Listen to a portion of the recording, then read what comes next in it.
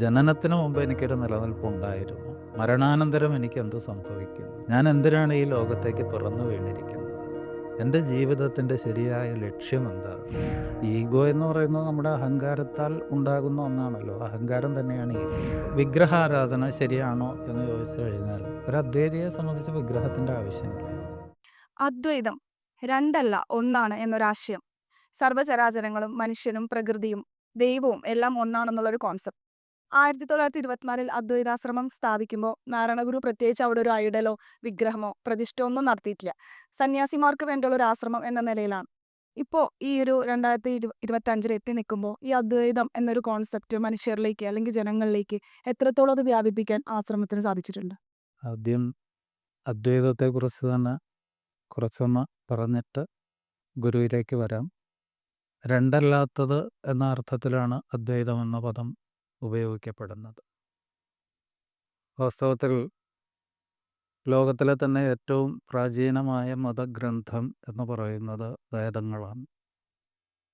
വേദങ്ങളിലെ ജ്ഞാനം ഉൾക്കൊള്ളുന്ന ഭാഗമാണ് വേദാന്തം അഥവാ ഉപനിഷത്തുക്കൾ എന്ന് പറയുന്നത്. ഉപനിഷത്തുക്കളിൽ ഉള്ളടങ്ങിയിരിക്കുന്ന ദർശനമാണ് അദ്വൈതം എന്ന് പറയുന്നത്. അത് ഈ പ്രപഞ്ച സത്യത്തെ ആരാഞ്ഞറിഞ്ഞ ഋഷീശ്വരന്മാർക്കുണ്ടായ സത്യദർശനത്തിൻ്റെ അനുഭവമാണ്.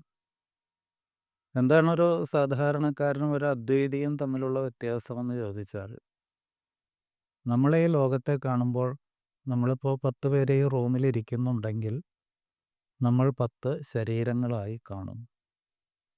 എന്നാൽ ഒരു അദ്വൈതി കാണുന്നത് നമ്മുടെ എല്ലാം നിലനിൽപ്പിന് ആധാരമായി നിൽക്കുന്ന ഒരു പൊരുളിനെയാണ് കാണുന്നത്. ആ പൊരുൾ പലതല്ല, ഒന്നാണ് എന്ന് കാണുന്നു. അത് നമ്മളുടെ ഈ 10 പേരുടെ കാര്യമല്ല ഞാൻ സൂചിപ്പിക്കുന്നത്, ഈ പ്രപഞ്ചത്തെ ആകെ തന്നെ ഒന്നായി കാണുന്ന അനുഭവം. ഈശാവാസ്യ ഉപനിഷത്ത് ശ്രീനാരായണ ഗുരു മലയാളത്തിലേക്ക് പരിഭാഷപ്പെടുത്തിയിട്ടുണ്ട്. ആ പരിഭാഷയിൽ ഗുരു തന്നെ വളരെ ലളിതമായ ഭാഷയിൽ പറയുന്നുണ്ട്, സർവഭൂതവും ആത്മാവിൽ, ആത്മാവിനെയും അങ്ങനെ സർവഭൂതത്തിലും കാണും അവൻ എന്തുള്ളു നിന്ദ്യമായി, തന്നിൽ നിന്ന് അന്യമല്ലാതെ എന്നു കാണുന്നു സർവവും, അന്ന് ഏതു മോഹം അന്ന് ഏതു ശോകം ഏകത്വ തൃക്കിന്ന് എന്ന്. ഇവിടെ സർവഭൂതവും ആത്മാവിൽ കാണുക എന്ന് പറഞ്ഞാൽ ഭൂതം എന്നുള്ളത് കൊണ്ട് പഞ്ചഭൂതങ്ങളെയാണ് ഉദ്ദേശിക്കുന്നത്. മണ്ണ്, ജലം, അഗ്നി, വായു, ആകാശം എന്നീ പഞ്ചഭൂതങ്ങൾ. ആ പഞ്ചഭൂതങ്ങൾ കൂടിച്ചേർന്നതാണ് ഈ കാണപ്പെടുന്ന പ്രപഞ്ചത്തിലെ സർവചരാചരങ്ങളും. ചലിക്കുന്നതും ചലിക്കാത്തതുമായി എന്തെല്ലാം ഈ പ്രപഞ്ചത്തിലുണ്ടോ അതെല്ലാം തന്നെ പഞ്ചഭൂത നിർമ്മിതമാണ്. അങ്ങനെ പഞ്ചഭൂത നിർമ്മിതമായ പ്രപഞ്ചത്തിലെ സർവഭൂതവും ആത്മാവിൽ, എനിക്കെൻ്റെ ആത്മാവിൽ ഈ പഞ്ചഭൂത നിർമ്മിതമായ പ്രപഞ്ചത്തിലുള്ള സകലതിനെയും എനിക്ക് ദർശിക്കാൻ കഴിയുന്നു. അതുപോലെ തന്നെ നേരെ തിരിച്ചും എൻ്റെ ആത്മാവിനെ ഈ കാണപ്പെടുന്ന സകല ചരാചരങ്ങളിലും എനിക്കും കാണാൻ കഴിയും. അതൊരു അനുഭൂതിയുടെ തലമാണ്.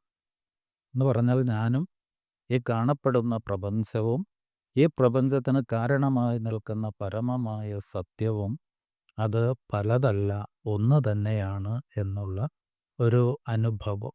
നമ്മുടെ ഈ ഇന്റലക്ച്വൽ ലെവലിൽ അല്ലെങ്കിൽ നമ്മുടെ അറിവ് നേടിയിട്ട് നമുക്ക് മനസ്സിലാക്കുകയാണ് എല്ലാം ഒന്നാണെന്നുള്ളത്.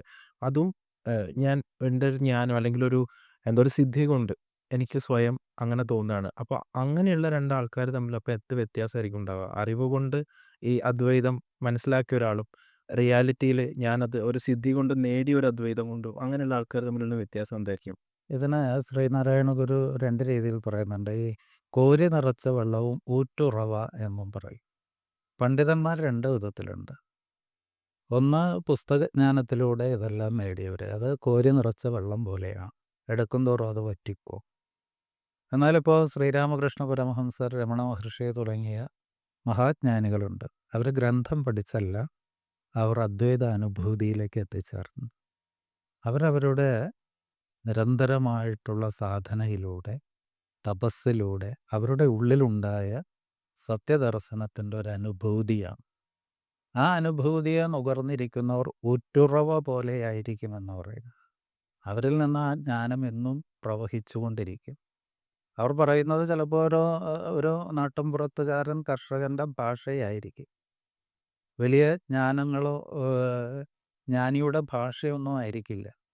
പക്ഷെ അതിൽ ഉള്ളടങ്ങിയിരിക്കുന്ന സത്യം അത് ഈ പ്രപഞ്ച കാരണമായി നിൽക്കുന്ന പരമമായ പൊരുളായിരിക്കും.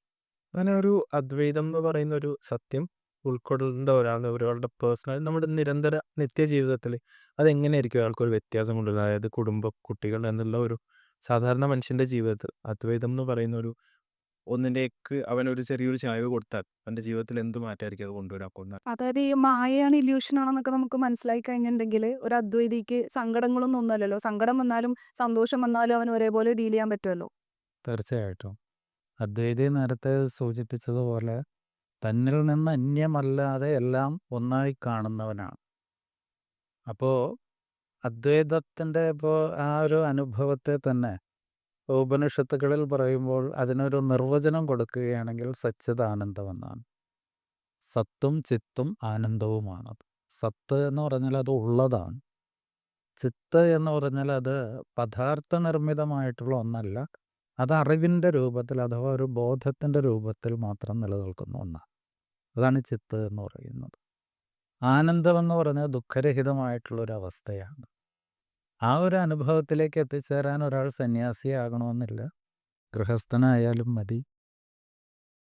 ഈ സത്യത്തെ മുൻനിർത്തിയുള്ള തീവ്രമായൊരു അന്വേഷണം നടത്തുക. ആ അന്വേഷണത്തെയാണ് വാസ്തവത്തിൽ തപസ് എന്ന് പറയുന്നത്.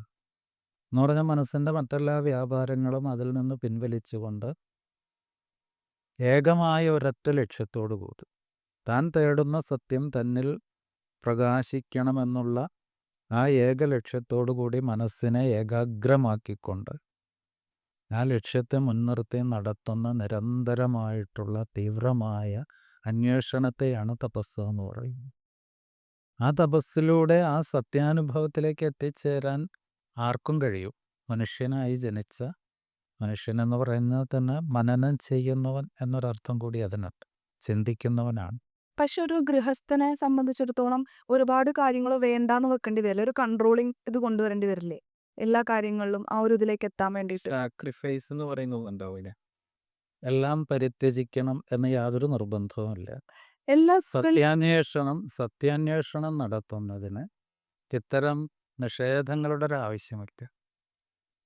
എന്തുകൊണ്ടാണ് ഈ സർവസംഘ പരിത്യാഗിയാണ് സന്യാസി എന്നൊക്കെ പറയുന്നതെന്ന് ചോദിച്ചാൽ, ഗൃഹസ്ഥനെ സംബന്ധിച്ച് ചില പരിമിതികളുണ്ടാവും.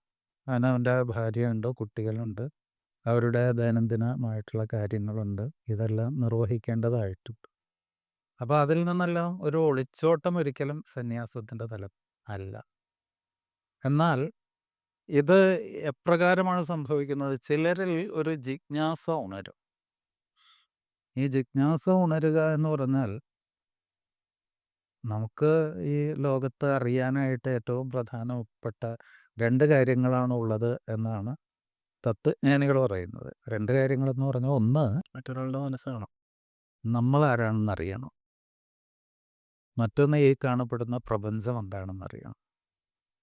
ശ്രീനാരായണ ഗുരു ബ്രഹ്മവിദ്യാ പഞ്ചകം എന്ന കൃതിയിൽ ഇത് പറയുന്നുണ്ട്. കോ അഹം കുതോ ജഗതിഥി. കോ അഹം എന്ന് പറഞ്ഞാൽ ഞാനാര്. രമണ മഹർഷി ഇത് നിരന്തരം പറയുന്നുണ്ട്. മഹർഷിയുടെ അടുത്ത് നിന്ന് ചോദ്യങ്ങൾ പലരും ചോദിച്ചു കഴിയുമ്പോൾ മഹർഷി തിരിച്ച് അയാളോട് ചോദിക്കും, ആരാണ് ഈ ചോദ്യങ്ങളൊക്കെ ചോദിച്ചതെന്ന് ചോദിക്കും. അപ്പോൾ ചോദ്യകർത്താവ് പറയും, ഞാനാണ് ചോദ്യങ്ങൾ ചോദിച്ചതെന്ന് പറയും. അതിന് മഹർഷി പറയുന്ന മറുപടി, ഞാൻ ആര് എന്നറിഞ്ഞാൽ മതി. ഞാൻ ആര് എന്നറിയുക. ഞാൻ ആരെന്ന് പറഞ്ഞാൽ ഞാനിവിടെ ജനിച്ചു, ഏത് ദേശത്ത് ജനിച്ചു എന്നുള്ളതല്ല അതുകൊണ്ട് അർത്ഥമാക്കുന്നത്. എൻ്റെ ഉണ്മയുടെ, എൻ്റെ അസ്തിത്വത്തിൻ്റെ ആധാരമായി നിൽക്കുന്ന പൊരുൾ എന്താണെന്നറിയുക. ജനനത്തിന് മുമ്പ് എനിക്കൊരു നിലനിൽപ്പുണ്ടായിരുന്നു. മരണാനന്തരം എനിക്ക് എന്ത് സംഭവിക്കുന്നു? ഞാൻ എന്തിനാണ് ഈ ലോകത്തേക്ക് പിറന്നു വീണിരിക്കുന്നത്? എൻ്റെ ജീവിതത്തിൻ്റെ ശരിയായ ലക്ഷ്യം എന്താണ്? ഇപ്രകാരം എനിക്ക് എന്നെക്കുറിച്ചുള്ള ആത്യന്തികമായൊരു അറിവുണ്ടാകണം. പലപ്പോഴും ഈ അറിവില്ലാതെയാണ് ഈ സാധാരണ ലോകർ ജീവിച്ചു പോകുന്നത്. പലപ്പോഴും ഈ ചോദ്യങ്ങളൊക്കെ പലരുടെയും ഉള്ളിൽ ഉദയം ചെയ്യും.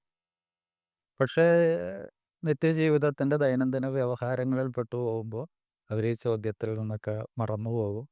അവരവരുടെ ദൈനംദിന കാര്യങ്ങളിലേക്ക് തിരികെ പോകും. അപ്പോൾ അതുപോലെ നമുക്ക് ചുറ്റും കാണപ്പെടുന്ന ഈ പ്രപഞ്ചം എങ്ങനെ ഉണ്ടായി, ഇതെന്തിൽ നിലനിൽക്കുന്നു, ഈ പ്രപഞ്ചത്തിൻ്റെ നിലനിൽപ്പിന് ആധാരമായ പൊരുൾ എന്താണ്, ഈ പ്രപഞ്ചത്തിൽ നിരന്തരം നടന്നുകൊണ്ടിരിക്കുന്ന മാറ്റങ്ങൾക്കൊക്കെ കാരണം എന്താണ്, ഈ മാറ്റങ്ങളെല്ലാം ഒടുവിൽ എന്തിൽ ചെന്ന് അവസാനിക്കും, ഈ പ്രപഞ്ചത്തിനൊരവസാനമുണ്ടോ, ഉണ്ടെങ്കിൽ അതെന്തിലായിരിക്കും ലയം പ്രാപിക്കുക. ഇപ്രകാരം നമുക്ക് ചുറ്റും കാണുന്ന ഈ ലോകത്തെ സംബന്ധിച്ച് നമുക്ക് എന്തറിയാമെന്ന് ചോദിച്ചു കഴിഞ്ഞാൽ നമ്മൾ പഠിച്ചിട്ടുള്ള കുറേ കാര്യങ്ങളൊക്കെ ഉണ്ട്, അതറിയാം എന്നല്ലാതെ പ്രപഞ്ചത്തിൻ്റെ ആത്യന്തികമായ പൊരുൾ എന്താണെന്ന് നമുക്കറിയാൻ കഴിഞ്ഞിട്ടില്ല. അപ്പം ഞാൻ പറഞ്ഞു വന്നത് ഇതാണ്, ഇതറിയുവാനായിട്ട് ഒരുവൻ്റെ ഉള്ളിൽ ഒരു ജിജ്ഞാസ ഉദയം ചെയ്യുമ്പോൾ അയാൾക്ക് ചെയ്യാൻ കഴിയുന്ന രണ്ട് കാര്യങ്ങൾ. ഒന്നുകിൽ സ്വയം ഇതിനെ തേടുക. ശ്രീനാരായണ ഗുരുവൊക്കെ അങ്ങനെയാണ് ചെയ്തത്. അല്ലെങ്കിൽ ജ്ഞാനികളായിട്ടുള്ള ഗുരുക്കന്മാരെ സമീപിക്കുക. അപ്പോൾ അവരെ ചിലപ്പോൾ ദീർഘകാലം അവർക്ക് പാദസേവ ചെയ്യേണ്ടി വരും, അവരെ പ്രസാദിപ്പിക്കേണ്ടി വരും, എന്നിട്ട് അവരോട് ഈ ചോദ്യം ചോദിക്കേണ്ടി വരും. അപ്പോൾ പണ്ടൊക്കെ നമ്മുടെ ഭാരതത്തിൽ നിലനിന്നിരുന്ന ഒരു സംസ്കാരം അങ്ങനെയായിരുന്നു. ഗുരുക്കന്മാർ, ജ്ഞാനികളായ ഗുരുക്കന്മാരെ സമീപിക്കുന്നു, അവരോട് ചോദ്യങ്ങൾ ചോദിക്കുന്ന രീതി, അത് നമ്മുടെ ഉപനിഷത്തുക്കൾ പലതും ഇപ്രകാരം ചോദ്യോത്തര രൂപേണയാണ് ഉണ്ടായിട്ടുള്ളത്. ഈ അദ്വൈതിയായി തീരുമ്പോഴത്തേക്കും നമ്മുടെ ഉള്ളിൽ ഈഗോ ഒക്കെ ഇല്ലാതാവുകയാണല്ലോ. പക്ഷേ എത്രയൊക്കെ ജ്ഞാനം ലഭിച്ച ആൾക്കാരാണെന്ന് പറഞ്ഞാലും ഈ ഈ ഇവർ തമ്മിൽ തന്നെ ഒരു ഫൈറ്റ് നമുക്ക് പലയിടത്തും കാണുന്നുണ്ട്. ആശ്രമങ്ങൾ തമ്മിൽ അദ്വൈതികളൊന്നും നമ്മളിപ്പോൾ വിചാരിക്കുന്ന പോലെ ഇല്ല എന്ന്. ഇപ്പൊ പള്ളികളിലാണെങ്കിലും രണ്ട് വിഭാഗം തിരിഞ്ഞുള്ള ഒരു ഫൈറ്റ് ഞാൻ നമ്മുടെ ആശ്രമങ്ങളിലാണെങ്കിലും നേരത്തെ പറഞ്ഞല്ലോ, ഇത് പുസ്തകജ്ഞാനത്തിൽ നിൽക്കുന്നവരാണ്. പുസ്തകജ്ഞാനത്തിൽ നിൽക്കുന്നവരിൽ സ്വാഭാവികമായും അറിവിൻ്റെ അഹന്തയുണ്ടാകും. ഈ ഈഗോ ഒരിക്കലും ഇല്ലാതെയാകണമെങ്കിൽ ശരിയായ അദ്വൈതി ആയിത്തീരണം. ശരിയായ അദ്വൈതി ആയിത്തീർന്നു കഴിഞ്ഞാൽ അവൻ തന്നിൽ നിന്ന് അന്യമല്ലാതെയാണ് എല്ലാവരെയും കാണുന്നത്. അങ്ങനെ ഓരോ അനുഭവ തലത്തിലേക്ക് എത്തിയവനെ സംബന്ധിച്ചിടത്തോളം ഈഗോ എന്ന് പറയുന്നത് നമ്മുടെ അഹങ്കാരത്താൽ ഉണ്ടാകുന്ന ഒന്നാണല്ലോ. അഹങ്കാരം തന്നെയാണ് ഈഗോ. അവന് അഹം തന്നെ ഇല്ലാതെയാകുകയാണ്. അതാണ് അദ്വൈത അനുഭൂതി എന്ന് പറഞ്ഞാൽ. ഞാൻ തന്നെ ഈ പ്രപഞ്ചമാണ് എന്നുള്ള, അല്ലെങ്കിൽ എൻ്റെ നിലനിൽപ്പിന് ആധാരമായി നിൽക്കുന്ന പൊരുൾ ഞാൻ തന്നെയാണെന്നറിയുമ്പോൾ അവന് പിന്നെ അഹങ്കരിക്കാൻ, തന്നിൽ നിന്ന് അന്യമായിട്ട് എന്തെങ്കിലും ഉണ്ടെങ്കിൽ മാത്രമല്ലേ അവനേക്കാൾ ശ്രേഷ്ഠനാണ് ഞാനെന്നുള്ള തോന്നലുണ്ടാകുകയുള്ളൂ. ഇത് നിങ്ങളും ഞാനും എല്ലാം ഒന്ന് തന്നെയാണെന്നുള്ള അതൊരു അനുഭവമാണ്, ഒരു അനുഭൂതിയാണ്. ആ അനുഭൂതിയിൽ ശരിയാവണ്ണം അമർന്നിരിക്കുന്ന ഒരാൾക്ക് ഈഗോ ഉണ്ടാവില്ല. പക്ഷേ ഇതൊക്കെ പുസ്തകത്തിലൂടെ പഠിച്ച ആളുകൾക്ക് ഞാൻ വലിയ ജ്ഞാനിയാണ് എന്നുള്ള തോന്നലുണ്ടാകും, അവർക്ക് ഈഗോ ഉണ്ടാകും. അങ്ങനെ ഈഗോ ഉള്ളവർ തമ്മിൽ പലപ്പോഴും കലഹിക്കുകയും ചെയ്യും.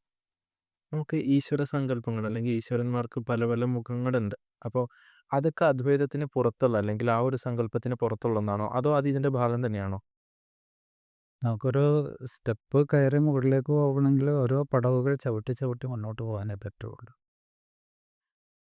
അപ്പോൾ അദ്വൈത അനുഭവത്തിലേക്കുള്ള പല സ്റ്റെപ്പുകളുണ്ട്. ഇപ്പോൾ വിഗ്രഹാരാധന ശരിയാണോ എന്ന് ചോദിച്ചു കഴിഞ്ഞാൽ ഒരു അദ്വൈതിയെ സംബന്ധിച്ച് വിഗ്രഹത്തിൻ്റെ ആവശ്യമില്ല. കാരണം വിഗ്രഹം എന്ന വാക്കിൻ്റെ അർത്ഥം തന്നെ വിശേഷേണ ഗ്രഹിക്കുക എന്നുള്ളതാണ്. അപ്പോൾ നിർഗുണവും നിരാകാരവുമായി നിൽക്കുന്ന ഒരു ബ്രഹ്മസത്യം, ആ സത്യത്തെ നമ്മൾ പുൽകുന്നതിന് വേണ്ടി ഉപാധികളൊന്നും ആവശ്യമില്ല. പക്ഷെ ഒരു സാധാരണക്കാരന് ഉപാധി ഇല്ലാതെയും പറ്റില്ല. ഇപ്പോൾ ശ്രീരാമകൃഷ്ണ പരമഹംസൻ്റെ അടുത്ത് ഒരാൾ ചെന്നിങ്ങനെ വിഗ്രഹത്തിൻ്റെ പ്രാധാന്യമില്ലായ്മയെക്കുറിച്ചൊക്കെ ഇങ്ങനെ സംശയം ചോദിച്ചു. വിഗ്രഹാരാധന തെറ്റല്ലേ എന്നൊക്കെ ചോദിച്ചു. അപ്പോൾ പരമഹംസർ പറഞ്ഞു, എനിക്കല്പം വെള്ളം വേണമെന്ന് പറഞ്ഞു. അപ്പോൾ അയാൾ ഒരു ഗ്ലാസ്സിൽ വെള്ളം കൊണ്ടുവന്ന് പരമഹംസർക്ക് കൊടുത്തു. അപ്പോൾ പരമഹംസർ പറഞ്ഞ്, ഞാൻ വെള്ളമല്ലേ ചോദിച്ചുള്ളൂ, ഗ്ലാസ് ചോദിച്ചില്ലല്ലോ എന്ന് പറഞ്ഞു. അപ്പോൾ വെള്ളം കൊണ്ടുവരണമെന്നുണ്ടെങ്കിൽ ഒരു ഗ്ലാസ് ആവശ്യമാണ്. എന്ന് പറഞ്ഞാൽ നിരാകാരമായ സത്യത്തെ പ്രാപിക്കുന്നതിന് ഒരു ഉപാധി ആവശ്യമാണ്. ഉപാധി ഇല്ലാതെ ഒന്നിനും നിലനിൽക്കാൻ പറ്റില്ല. ഇപ്പോൾ ഇസ്ലാം മതവിശ്വാസികൾ പൊതുവെ വിഗ്രഹാരാധകരല്ല. പക്ഷേ നമ്മൾ വിഗ്രഹം എന്ന വാക്കിൻ്റെ അർത്ഥം വിശേഷേണ ഗ്രഹിക്കുക എന്നാണ്. അല്ലാതെ ഒരു പ്രതിമ എന്നുള്ള അർത്ഥമല്ല. അപ്പോൾ വിശേഷേണ ഗ്രഹിക്കാനായിട്ട് ആ അള്ളാഹു എന്ന പരമമായ സത്യത്തെ ഗ്രഹിക്കുന്നതിന് വാക്കുകൾ ആവശ്യമില്ല. അള്ളാഹുവിനെ പാടി പുകഴ്ത്തുന്നില്ലേ അവരെ? നിസ്കരിക്കുന്നില്ലേ? ഇതൊക്കെ തന്നെ ഒരു തരം ആ സത്യത്തെ ഗ്രഹിക്കുന്നതിനുള്ള ഉപാധികളാണ്. ഈ ഉപാധിയെയാണ് വിഗ്രഹം എന്ന് പറയുന്നത്. നമ്മൾ ഇപ്പോൾ ഒരു കാര്യത്തിൽ വിശ്വാസമില്ലാത്തവർ പലപ്പോഴും തർക്കുത്തര രൂപേണോ അല്ലെങ്കിൽ ചോദ്യങ്ങൾ എന്തും ചോദിക്കാമെന്നുള്ള രൂപേണയോ പല രീതിയിലുള്ള ചോദ്യങ്ങൾ ഉന്നയിക്കാറുണ്ട്. അപ്പോൾ സാധാരണ കാണുന്ന സന്യാസിമാരായാലും സ്വാമിമാരായാലും വളരെ പേഷ്യൻസോടുകൂടി അതിനെ വളരെ കാമായിട്ട് അതിന് ഉത്തരം കൊടുക്കുന്നതാണ്. ശരിക്കും ഇത്തരം ചോദ്യങ്ങൾ ചോദിക്കുന്നവർ അല്ലെങ്കിൽ ഇത്രയും പേഷ്യൻസ് ടെസ്റ്റ് ചെയ്യുന്നവർ ഇത്രയും എന്താ പേഷ്യൻസ് അർഹിക്കുന്നുണ്ടോ? ഡിസേർവ് ചെയ്യുന്നുണ്ടോ? തീർച്ചയായിട്ടും അവർ അത് അർപ്പിക്കുന്നുണ്ട്. കാരണം ചോദ്യം ചോദിക്കുക എന്നുള്ളത് എപ്പോഴും അന്വേഷണത്തെ സംബന്ധിച്ചിടത്തോളം ചോദ്യങ്ങൾ ചോദിച്ചുകൊണ്ടേയിരിക്കും. പിന്നെ ആ ചോദ്യം ചോദിക്കുന്നത് ആരോടാണോ അയാളുടെ മനോനില അനുസരിച്ച് അയാൾ വളരെ ക്ഷമയോടുകൂടി ചിലപ്പോൾ അതിന് ഉത്തരം പറഞ്ഞു എന്നിരിക്കും. പൊട്ടിത്തെറിക്കുന്നവരുമുണ്ട്, ചിലതുണ്ട്. അപ്പോൾ ചോദ്യം എപ്പോഴും നല്ലത് തന്നെയാണ്. പക്ഷേ ആ ചോദ്യം ചോദിക്കുന്നത് ഒരാളെ വെറുതെ കൊടുക്കുന്നതിന് വേണ്ടിയാകരുത്, അറിയുന്നതിന് വേണ്ടിയാണ്, ഒരു വ്യക്തത വരുത്തുന്നതിന് വേണ്ടി ചോദ്യങ്ങൾ ചോദിക്കാവുന്ന. അപ്പോൾ അവസാനമായിട്ട് ഒന്നുകൂടെ ചോദിക്കണം, അതായത് എനിക്ക് ഇതറിയണം, എനിക്ക് സത്യം അറിയണം എന്നതാണോ അദ്വൈതത്തിലേക്ക് ഞാൻ കിടക്കേണ്ട ആദ്യത്തെ ചുവടുവെപ്പ്? അങ്ങനെ ഒരു ജിജ്ഞാസ നിങ്ങളിൽ ഉണ്ടെങ്കിൽ തീർച്ചയായിട്ടും നിങ്ങൾ അന്വേഷിക്കും. ജിജ്ഞാസ ഇല്ലെങ്കിൽ അന്വേഷണവും നടക്കില്ല. ഇത് നമ്മളൊരു ഡിഗ്രി എടുക്കുന്ന പോലെയൊന്നും അല്ലല്ലോ. നമ്മളൊരു ഉപജീവനത്തിനുള്ള ഒരു ഉപാധി തേടുന്നതിന് വേണ്ടി പഠിക്കുന്നതാണ്.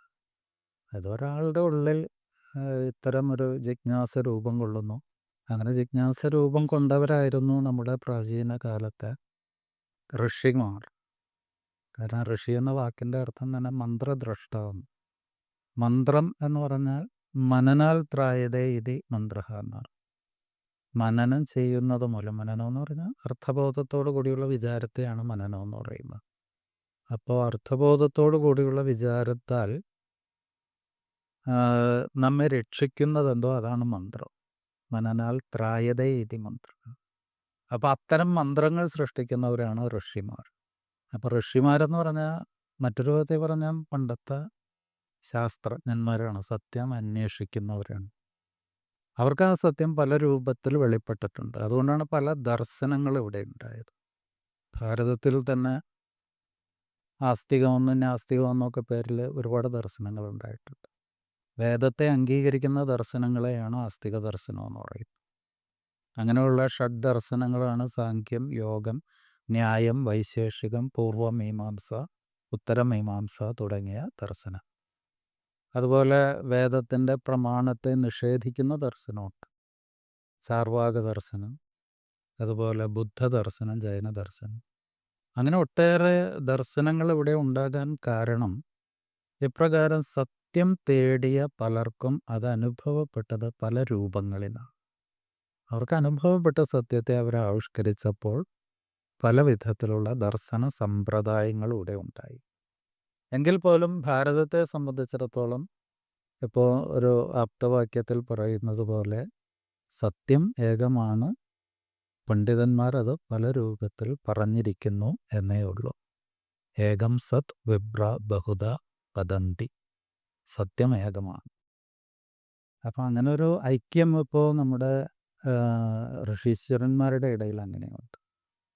ഒരേ സത്യത്തെ അവർ പല രൂപത്തിൽ ആവിഷ്കരിച്ചിരിക്കുന്നു എങ്കിലും സത്യം ഒന്നേ ഉള്ളൂ. ആ സത്യത്തെയാണ് ശ്രീനാരായണ ഗുരുദേവനും ദർശിച്ചത്. ഗുരു അതിൻ്റെ പൂർണ്ണാർത്ഥത്തിൽ ദർശിക്കുകയും ഗുരു അതിന് തികച്ചും പ്രായോഗികമായിട്ടുള്ളൊരു രൂപം നൽകുകയും ചെയ്തു.